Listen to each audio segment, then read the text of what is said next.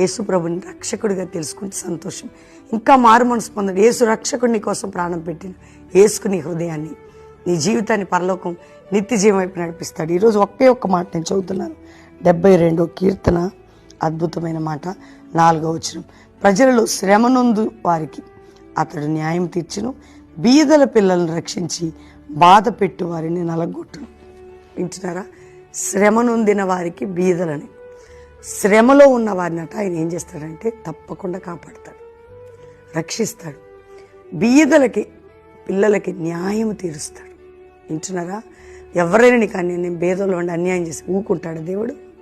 ఒకవేళ మీరు యథార్థంగా నడిస్తే మీకు అన్యాయం చేస్తే ఊరుకుంటాడా? ఊరుకోడు. ఎవ్వరు లేచినా ఊరుకోడు దేవుడు. న్యాయకర్త ఆయన, నీ పక్షమై వ్యాజ్యం ఆడతాడు. నీతిగల దేవుడు ఆయన. నీ దేవుడు నీ పక్షంగా ఉన్నాడు. అందుకని శ్రమ నొందిన నిన్ను, ఏ శ్రమలో ఉన్నావు, నీ శ్రమ నుండి నిన్ను రక్షించి నీకు న్యాయము చేసేదను ఈరోజు వాగ్దానం. వింటున్నావా?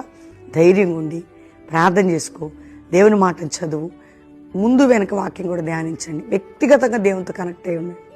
మంచిగా వర్తమానం వినండి.